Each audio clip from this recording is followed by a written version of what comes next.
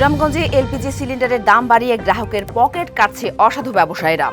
অস্বাভাবিক মূল্য বৃদ্ধিতে চরম ভোগান্তি।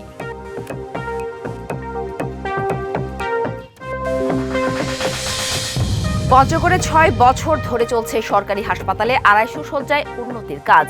জনবল ও অর্থ সংকটে পুরোদমে চালু করা যায়নি কার্যক্রম।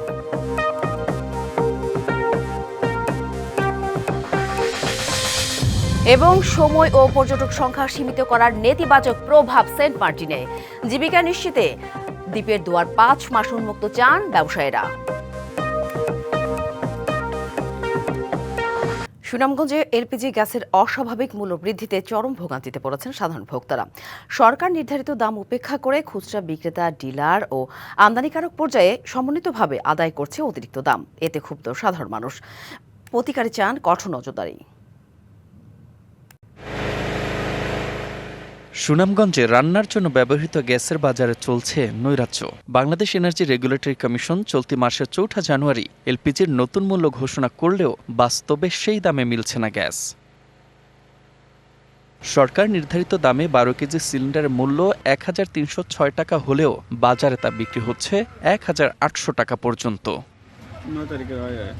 পরিবহন খরচ, সরবরাহ সংকট ও ডিলারের দোহাই দিয়ে অতিরিক্ত দাম আদায় করা হচ্ছে ভোক্তাদের কাছ থেকে। আর আমদানিকারকদের কাছ থেকেই বেশি দামে কিনতে হচ্ছে দাবি ডিলারদের। আমরা তো খুচরা ব্যবসায়ী, আমরা বেচতাম কিনতাম, কারণ ইদানিং আমরা মালটাল কিছু দেয় না, কোনো কোম্পানি মালটাল দিতেছে না। খরচ আছে, ঘর ভাড়া আছে, কারেন্ট বিল আছে, এই মিলাই আমি এখন বর্তমানে ১৪৭০-১৫০০ বেশি। খুচরা বিক্রেতার দেয়া ভাউচারের সূত্র ধরে ডিলারের কাছে গিয়ে দেখা যায় দোকানে টাঙানো মূল্য তালিকায় সরকার নির্ধারিত দাম লেখা থাকলেও বাস্তবে তা মানা হচ্ছে না। ভাউচার আমরা পাইছি, এখন আপনি এত টাকা করে বিক্রি করতেছেন। গ্যাস হয় নাই, কত টাকা করে বিক্রি করতেছেন ওইটা বলেন। ১৪০০ টাকা। ১৪০০ সরকারি তো ১৩০৬ টাকা দেখলাম। এমন পরিস্থিতিতে বাজার ব্যবস্থাপনা নিয়ে ভোক্তাদের মধ্যে দেখা দিয়েছে ক্ষোভ। ডিলাররা দাম বাড়তি দেয়, এই জন্য তারা না কাউকে বলতে পেরেছে, তোমার দোকানদার বলতে গ্যাস আগে ১২০০ থেকে ১২৫০ পর্যন্ত কিনছি, এখন আমরা ১৫০০-১৫৫০ কিনা লাগে। এদিকে অতিরিক্ত দামে গ্যাস বিক্রির অভিযোগ পেলে নিয়মিত অভিযান চালানো হচ্ছে দাবি জেলা ভোক্তা অধিকার সংরক্ষণ অধিদপ্তরের। আমরা বিভিন্ন জায়গায় অভিযান পরিচালনা করছি, ভোক্তা অধিকার সংরক্ষণ অধিদপ্তর থেকে অভিযান পরিচালনা করা হচ্ছে এবং আমরা যখনই কোনো ধরনের এরকম প্রমাণ পাই যে অতিরিক্ত দামে বিক্রি করছে, আমরা সাথে সাথে ব্যবস্থা গ্রহণ করছি। অভিযান চললেও থামছে না গ্যাসের দামে এই নৈরাজ্য। তাই বাজার ব্যবস্থাপনায় আরও কার্যকর নজরদারির দাবি সাধারণ মানুষের। DBC news desk. সুনামগঞ্জে এলপিজি গ্যাসের অস্বাভাবিক মূল্য বৃদ্ধিতে চরম ভোগান্তিতে পড়েছেন সাধারণ ভোক্তারা। এ নিয়ে বিস্তারিত জানাতে আমাদের সাথে সুনামগঞ্জ থেকে সরাসরি যুক্ত হয়েছেন সহকর্মী সাইদুর রহমান আসাদ। আসাদ, সরকার তো এলপিজি গ্যাসের দাম বেঁধে দিয়েছে, এরপরও বাস্তবে সেই দাম পাচ্ছে না কেন ভোক্তারা? কি বলছে তারা? এছাড়া খুচরা বিক্রেতা, ডিলার ও আমদানিকারকরাই বা কি কারণ দেখাচ্ছে? সুনামগঞ্জের যে শহর থেকে গ্রাম, এখন কিন্তু গ্যাসের যে জ্বালানি সেটি ব্যাপক পরিমাণ বৃদ্ধি পেয়েছে। সুনামগঞ্জ শহরে যে গ্যাসের যে মূল্য রয়েছে সেই মূল্য থেকে যে প্রত্যন্ত গ্রামীণ এলাকা, বিশেষ করে দুর্গম এলাকায় কিন্তু গ্যাসের দাম, যে 12 কেজি গ্যাসে এলপিজি গ্যাসের দাম সরকার নির্ধারণ করেছে ১৩০৬ টাকা, সেটি ১৮০০ থেকে ১৭০০ টাকায় বিক্রি হচ্ছে। এছাড়াও আমরা পৌর শহরের ভেতরেই আমরা ১৪৭০ থেকে ১৫৫০ টাকা দরে বিক্রি করতে দেখেছি। মূলত একটি সিন্ডিকেট চক্র, খুচরা বিক্রেতা থেকে শুরু করে যারা ডিলার রয়েছে তাদের মধ্যে এই সিন্ডিকেট চক্রটি। আমার সঙ্গে কিছু ভোক্তা রয়েছেন, আমি জানতে চাই বাজার পরিস্থিতি কেমন? আপনারা তো ভোক্তা। ভাই, বাজার অবস্থা সাংঘাতিক খারাপ। ১৫০০, ১৫৫০ টাকা পেয়েছে গ্যাস। কালকে আমি নিয়েছি গ্যাস ১৫০০ টাকায়, ১৫৫০ টাকায়। হ্যাঁ, আপনার কাছে জানতে চাই, এই যে গ্যাসের যে অস্বাভাবিক মূল্য বৃদ্ধি, একটা সিন্ডিকেট করে যে বাজারে বৃদ্ধি করা হয়েছে, এতে করে আপনাদের কি অসুবিধা হচ্ছে? অসুবিধা, কালকে ১৩০০ টাকা লিয়ে গেছি গ্যাস আনতাম, এখন ১৫৫০ টাকা। আমি গ্যাস নাই না ফেরত আইছি। আপনি কি করেন? আমি ছোট্ট একটা চার দোকানদারি করি, চা বেচি ৫ টাকা, আর গ্যাসের দামে আর ৫ টাকা চা বিক্রি করতে পড়ে না। অর্থাৎ সাথী যেমনটি তারা বলছিলেন, শুধু এই দুইজনের সঙ্গে আমরা আলাপ করলাম। এছাড়াও আমরা গতকাল যখন প্রতিবেদনটি করি আমরা বিভিন্ন ভোক্তাদের সঙ্গে আলাপ করেছি, যারা খুচরা বিক্রেতা তাদের সঙ্গে আলাপ করেছি। খুচরা বিক্রেতার ভাষ্যমতে তারাই আসলে বেশি দামে কিনতে হচ্ছে এই গ্যাসের সিলিন্ডার। তবে যারা সুনামগঞ্জের ডিলার আছে, বড় বড় ডিলার আছে, তাদের মধ্যে আমরা একটা সিন্ডিকেট দেখেছি আর কি। তাদের যে কেনা ভাউচার অথবা চালান নম্বর, একটি চালানে দেখেছি আমরা 512টি গ্যাস সিলিন্ডার তিনি এনেছেন, কিন্তু কত টাকা দরে তিনি কিনেছেন প্রত্যেক পিস সেইটা উল্লেখ নেই। এছাড়াও গ্রামীণ এলাকায় কিন্তু গ্যাসের যে সিলিন্ডারের সেটি অনেক বৃদ্ধি। এর কারণ হিসেবে বলছেন যারা দায়িত্বশীল আছেন, আসলে ভোক্তা অফিসের যে কর্মকর্তা পুরো 12 উপজেলার মধ্যে সুনামগঞ্জ সদর উপজেলায় একজন মাত্র আছেন। এছাড়াও যে ত্রয়োদশ জাতীয় সংসদ নির্বাচনকে ঘিরে যে প্রশাসনের যে তৎপরতা, সেই তৎপরতার কারণে আসলে বাজার মনিটরিংয়ে কিছুটা কমতির কারণে এই অসাধু ব্যবসায়ীরা সেই সুযোগ নিয়ে নিচ্ছেন এবং সাধারণ ভোক্তাদের পকেট কাটছেন। তো জানার সাথে এই ছিল সুনামগঞ্জ থেকে যে গ্যাসের সিলিন্ডার যে মূল্য বৃদ্ধি এবং সাধারণ মানুষের যে ভোগান্তি। ধন্যবাদ আসাদ। চট্টগ্রামে 16টি সংসদীয় আসনে নির্বাচনী লড়াইয়ে শতাধিক প্রার্থী থাকলেও তাদের মধ্যে নারী মাত্র 3 জন। তাদের 2 জন বাম রাজনৈতিক দলের আর অন্যজন ইনসানিয়াত বিপ্লবের। বিএনপি, জামায়াত ও এনসিপির পক্ষে ভোটের লড়াইয়ে নেই কোনো নারী। বড় দলগুলোর এমন অনীহায় রাজনৈতিক পরিসরে নারীর অংশগ্রহণ বাড়ানোর উদ্যোগকে বাধাগ্রস্ত করছে বলে মনে করেন বিশ্লেষকরা। চট্টগ্রামে সংসদীয় আসন 16টি। এসব আসনে এখন পর্যন্ত ভোটের লড়াইয়ে আছেন 102 প্রার্থী। তবে শতাধিক প্রার্থীর মধ্যে নারী রয়েছেন মাত্র 3 জন। চট্টগ্রাম 10 আসনে লড়ছেন আসমা আক্তার। সুবিধাবঞ্চিত শিশুদের জন্য বিনামূল্যে স্কুল পরিচালনা ও নারী অধিকার নিয়ে কাজ করা এই নারী লড়ছেন বাংলাদেশ সমাজতান্ত্রিক দলের হয়ে। একই আসনে ইনসানিয়াত বিপ্লব দলের হয়ে লড়ছেন সাবিনা খাতুন। নির্বাচনে প্রার্থী হলেও নানা চ্যালেঞ্জের মুখোমুখি হতে হচ্ছে বলে জানান নারী প্রার্থীরা। জুলাই অভ্যুত্থান আমাদেরকে দেখিয়ে দিয়েছিল, আশান্বিত করেছিল আমাদের মেয়েরা সামনের সারিতে থেকে নেতৃত্ব দিবে। নারীদের জন্য সেরকম পরিবেশ তৈরি করা হয়নি রাষ্ট্রীয়ভাবে। নারী কিংবা পুরুষ নয়, মানুষ হিসেবে সবার পরিচয়। পুরুষ হিসাবে অথবা নারী হিসাবে নিজের পরিচয় না দিয়ে মানুষ হিসাবে আমি একজন মানুষের সাথে প্রতিদ্বন্দ্বিতা করছি। চট্টগ্রাম 11 আসনে প্রতিদ্বন্দ্বিতা করছেন বাসদ চট্টগ্রাম জেলা কমিটির সদস্য দীপা মজুমদার। জুলাই আন্দোলনে সামনের সারিতে থাকা এই নারীও জানান নানা বাধা বিপত্তির কথা। নারী প্রার্থী হিসেবে তো একটা চ্যালেঞ্জ আছেই। পুরুষের সাথে একসাথে হয়ে লড়া, সোসাইটিতে একভাবে নারীদেরকে দেখার জায়গা আছে, তো সেই জায়গা থেকে ওই চ্যালেঞ্জগুলো কিন্তু আমাদেরকে মোকাবেলা করতে হবে।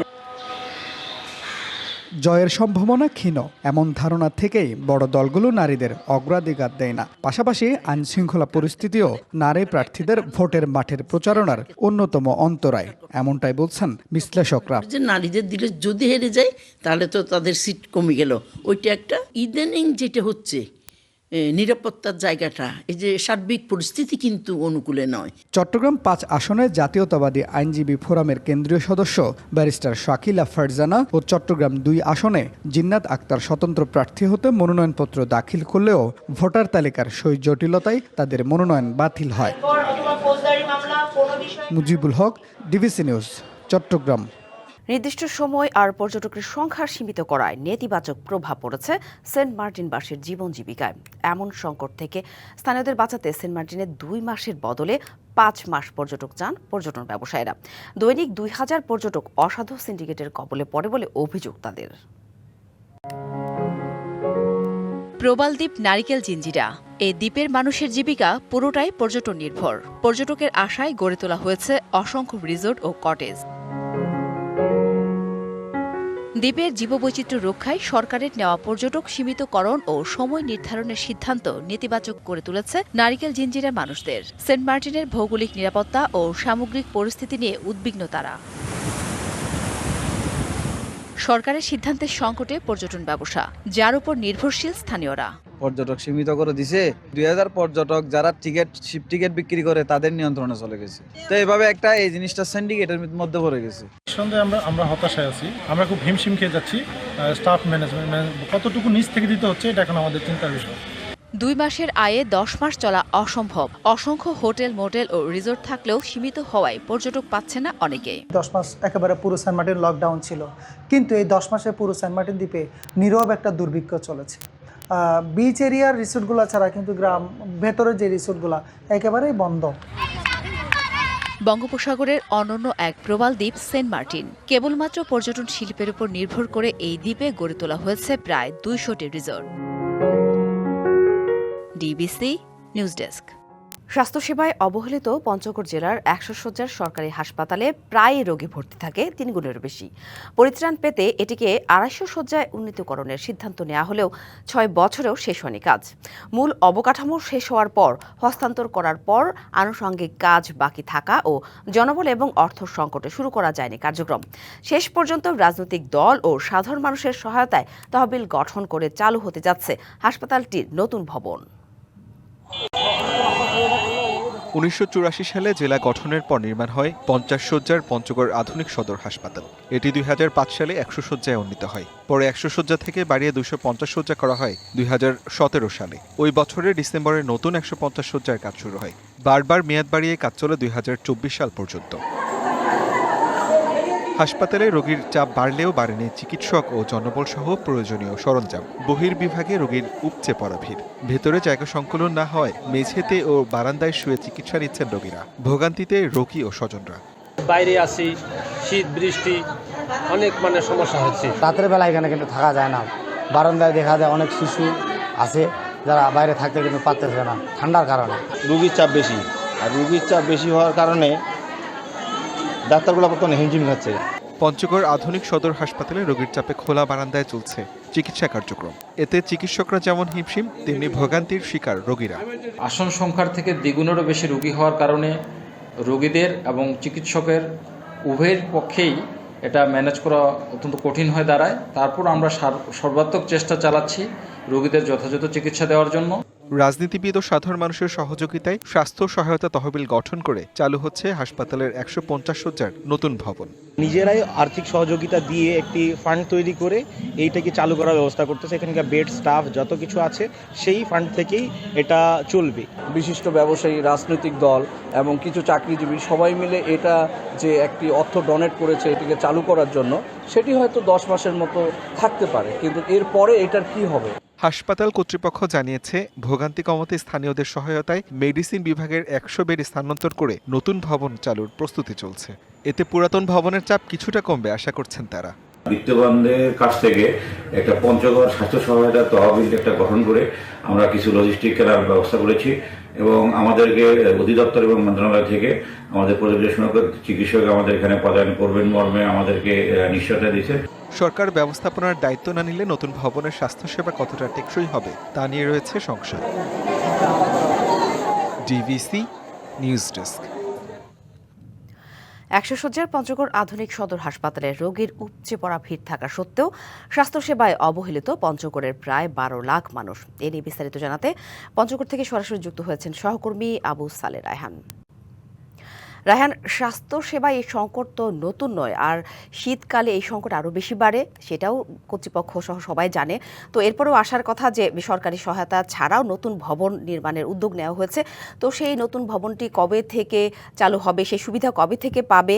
এছাড়া এই যে সংকটগুলো, এই নিয়ে প্রশাসন ও স্বাস্থ্যসেবার সংশ্লিষ্টরা কি বলছেন, রোগী ও স্বজনদের বক্তব্যই কি জানাবেন? পঞ্চগড়ে কিন্তু স্বাস্থ্যসেবা দীর্ঘদিন ধরেই অবহেলিত রয়েছে। জেলার সিংহভাগ মানুষ কিন্তু এই পঞ্চগড় আধুনিক সদর হাসপাতালেই স্বাস্থ্যসেবা নিয়ে থাকেন এবং অন্যান্য জেলার উপজেলা পর্যায়ে বাকি রোগীরা কিন্তু স্বাস্থ্যসেবা নিয়ে থাকেন। তো এই আধুনিক সদর হাসপাতাল দীর্ঘদিন ধরেই কিন্তু 100 শয্যা অবস্থান করছে, তবে এর 2 থেকে 3 গুণ রোগী এখানে ভর্তি হয়ে বারান্দা ফ্লোরে সেবা নিয়ে থাকেন। এছাড়া প্রায় 400 থেকে আরো 500 জনের মতো কিন্তু বহির্বিভাগের চিকিৎসা নিয়ে চলে যান। তবে এই আধুনিক সদর হাসপাতালকে কিন্তু 2018 সালের দিকে 250 শয্যায় উন্নীতকরণের যে কাজ শুরু হয় সেটি দীর্ঘ 7 বছরও কিন্তু এখনো নানা সরঞ্জাম সহ অন্যান্য ত্রুটির কারণে কিন্তু এখনো শেষ করা যায়নি।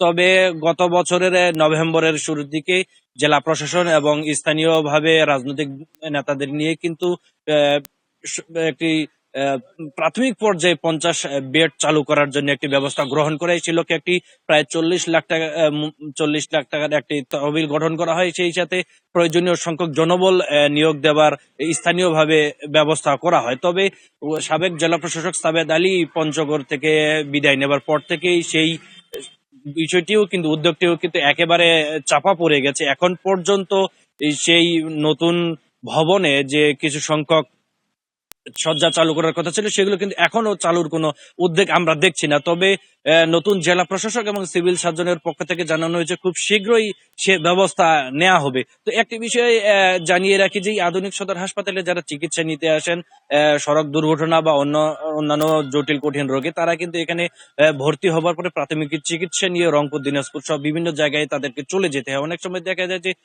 সড়ক দুর্ঘটনার রোগী বা অন্যান্য যারা রয়েছেন তারা কিন্তু মাঝপথে নেয়ার সময় মারা যান। রংপুর বা অন্য কোথাও কিন্তু তাদের গিয়ে চিকিৎসা করার তেমন একটি সুযোগ থাকে না। তো অকালেই কিন্তু এভাবে প্রতিনিয়ত হাজারো মানুষের মৃত্যু হয়। তো এই জেলার স্বাস্থ্য বিভাগ এবং অন্যান্য যারা রয়েছেন তারা কিন্তু প্রতিনিয়ত চেষ্টা করছেন রোগীদের প্রয়োজনীয় স্বাস্থ্যসেবা দেওয়ার জন্য। তবে এখন পর্যন্ত কিন্তু যে স্বাস্থ্যসেবার যে বেহাল দশা সেটি কিন্তু মোটেই কাটানো সম্ভব হচ্ছে না, কারণ এখানে কিন্তু প্রয়োজনীয় জনবলের এখনো সংকট রয়েছে। জেলার আধুনিক সদর হাসপাতাল সহ উপজেলা স্বাস্থ্য কমপ্লেক্সগুলোতে এখনো কিন্তু প্রয়োজনীয় সংখ্যক যে চিকিৎসক এবং অন্যান্য যে জনবল সেগুলো কিন্তু ঘাটতি এখনো রয়ে গেছে। তো এই ঘাটতি যত পর্যন্ত মোকাবেলা করা শেষ হচ্ছে না ততক্ষণ পর্যন্ত কিন্তু স্বাস্থ্যসেবার এই বেহাল দশা আসলে কাটানো সম্ভব হচ্ছে না এবং প্রয়োজনীয় স্বাস্থ্যসেবাও কিন্তু মানুষ বঞ্চিত হচ্ছে।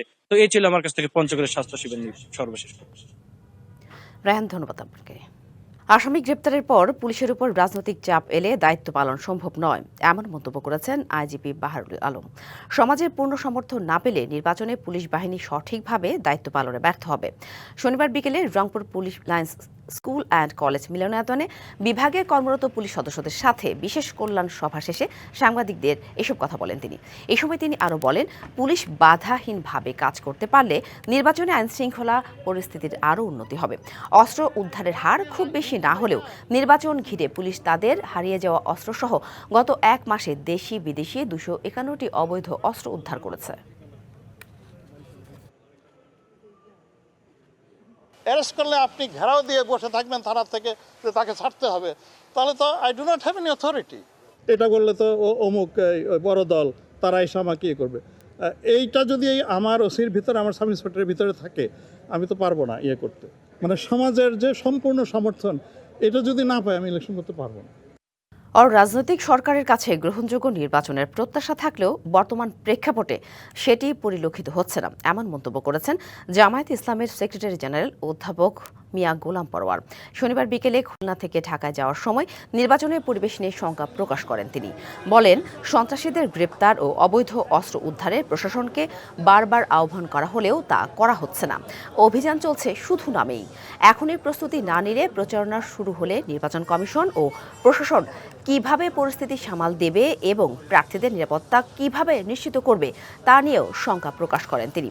অস্ত্র উদ্ধার ও সন্ত্রাসীদের গ্রেপ্তার করে লেভেল প্লেইং ফিল্ড নিশ্চিতের দাবিও জানান গোলাম পরোয়ার।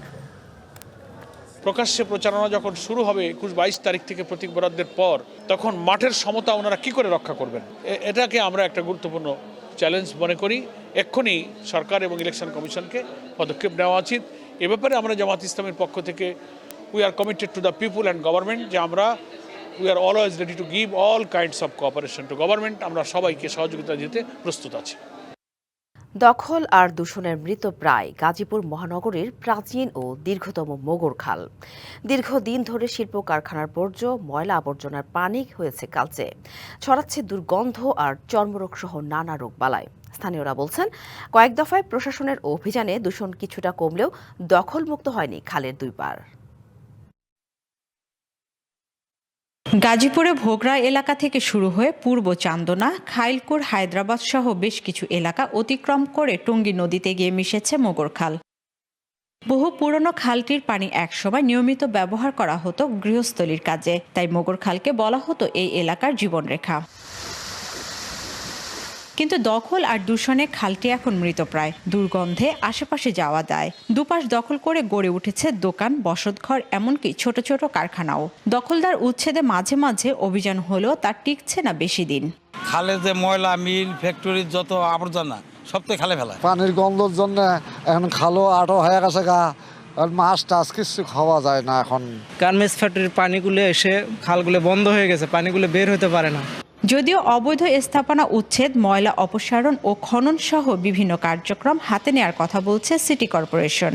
আমি 2-3টা ফ্যাক্টরির কথা জানি, যে ফ্যাক্টরিগুলোতে আমি অলরেডি নোটিশ করেছি। বাড়িঘরের কথা বলছেন, বাড়িঘরের বিষয়গুলো আসলে অনেকগুলো বিষয় আছে, আমরা আস্তে আস্তে আশা করতেছি মানে এটা ফেস করতে পারবো বা আমরা এটা আস্তে আস্তে সমাধান করবো বলে আমি মনে করছি। দখলমুক্ত না হলে বাঁচবে না মোগরখাল, এমন আশঙ্কা স্থানীয়দের। Mahmuda Sikder, DBC news, Gazipur. চট্টগ্রাম থেকে ভারতের ভিসা আবেদন কার্যক্রম বন্ধ থাকায় রোগীদের জন্য বিকল্প হয়ে উঠেছে চীন। দেশটির 2টি স্বনামধন্য হাসপাতালের 8 জন বিশেষজ্ঞ চিকিৎসক রোগীদের বিনামূল্যে চিকিৎসা পরামর্শ দিয়েছে। এছাড়া 3 পার্বত্য জেলা কক্সবাজার থেকেও শতাধিক রোগী চট্টগ্রামে এসে বিশেষজ্ঞ চিকিৎসকদের পরামর্শ নিচ্ছেন।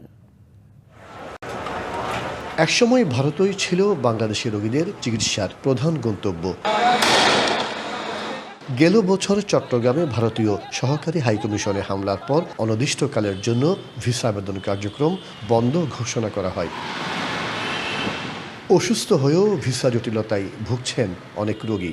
ভিসা বন্ধ ও চিকিৎসা সেবা গ্রহণের সুযোগ কমে যাওয়ায় থাইল্যান্ড ও সিঙ্গাপুর সহ বিভিন্ন দেশে বাংলাদেশি রোগীদের ভিড় বাড়তে থাকে। এরই মধ্যে বিকল্প হিসাবে আলোচনায় উঠে আসে চীন। আউটপুটটা আমি জাস্ট এখন দেখাইছি, মোটামুটি ওনার একটা ভালো সাজেশন দিচ্ছে, এটার উপরে বেস করে আমরা পরবর্তীতে ওনার ট্রিটমেন্ট যেভাবে নেয় এবং আমরা নেব আর কি। 2 বছর আগে অপারেশন হয়েছে, ওইগুলা এখনো খোলা হয় নাই, একটু দেখানোর জন্য পরামর্শ নেবে দিবে কিনা। চীনের 2টি হাসপাতালের স্বাস্থ্যসেবা চট্টগ্রামে রোগীদের নিশ্চিত করতে বেশ কয়েকটি প্রতিষ্ঠানের সাথে সমঝোতা স্মারক সই হয়। চাইনিজ গভর্নমেন্ট চাই যে বাংলাদেশ থেকে যারা বিদেশে যেতে চাচ্ছে কিন্তু বিভিন্ন কারণে ভিসা পাচ্ছে না, তারা চায়নাতে যেতে পারবে এবং চায়না উন্নত ট্রিটমেন্ট নিতে পারবে। Patients to solve their medical problem, especially those ones who would like to seek better treatment effects and also who haven't been to China but want to try about Chinese medical service. দক্ষিণ এশিয়ার দেশগুলো বিশেষ করে বাংলাদেশের রোগীদের স্বাস্থ্যসেবা খাতে আরও প্রসার ঘটানোর উদ্যোগ নিয়েছে চীন সরকার। মাসুদুল হক, ডিবিসি নিউজ, চট্টগ্রাম। পৌষের শেষ দিকে গোপালগঞ্জে জেঁকে বসেছে তীব্র শীত, সেই সাথে পাল্লা দিয়ে বেড়েছে গরম কাপড়ের চাহিদা। স্বল্প আয়ের মানুষেরা ঝুঁকছেন ফুটপাতের অস্থায়ী দোকানগুলোতে।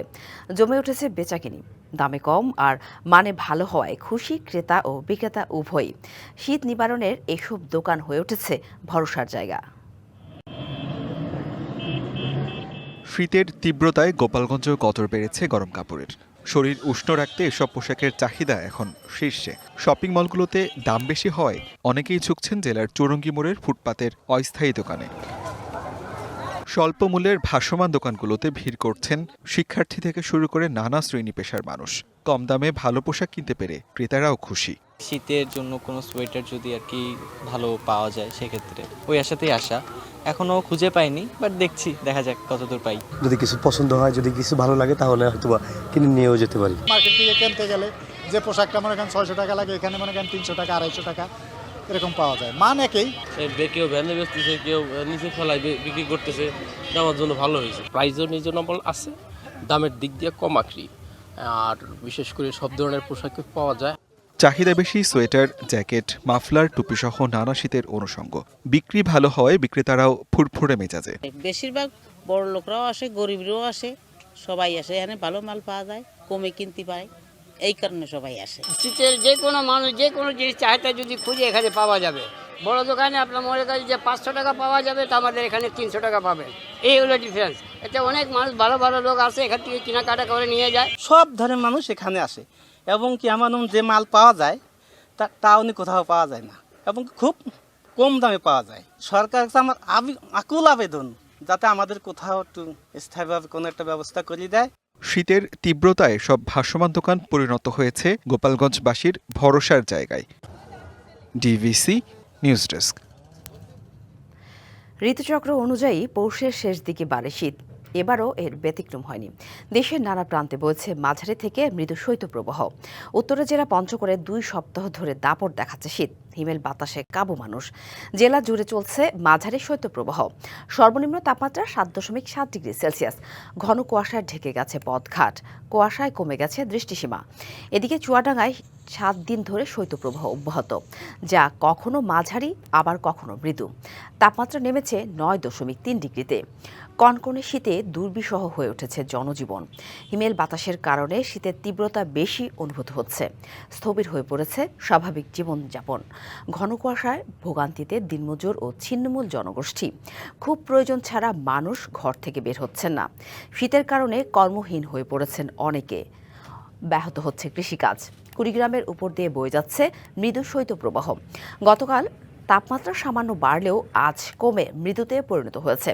সর্বনিম্ন তাপমাত্রার রেকর্ড 9.8 ডিগ্রি সেলসিয়াস। বেশি দুর্ভোগ নদ নদী তীরবর্তী এলাকার মানুষের।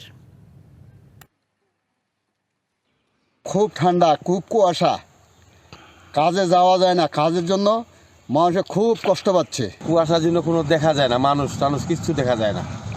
তাহলে এখন এই মনে করেন অন্ধকারে মালা নাম যাওয়া গেছে।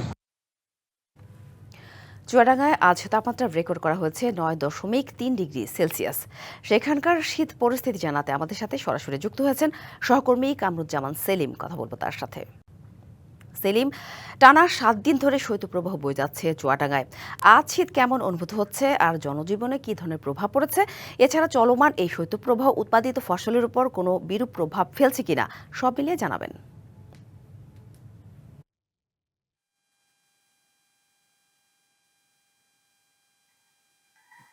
সাথী, আসলে পৌষের শুরু থেকেই এই প্রায় শেষ পর্যন্ত এসে শীতের যে দাপট সেটি কিন্তু অব্যাহত রয়েছে চুয়াডাঙ্গায়। গত 1 সপ্তাহ ধরে চুয়াডাঙ্গার উপর দিয়ে বয়ে যাচ্ছে শৈত্যপ্রবাহ, কখনো মাঝারি কখনো মৃদু। আজ সকাল 6টায় তাপমাত্রা রেকর্ড করা হয়েছে 9.3 ডিগ্রি সেলসিয়াস এবং সকাল 6টায় তাপমাত্রা রেকর্ড করা হয়েছে 9.3 ডিগ্রি সেলসিয়াস এবং সকাল 9টায় সেটি আরও কমে দাঁড়িয়েছে 8.6 ডিগ্রি সেলসিয়াস এবং বাতাসের আর্দ্রতা 88%।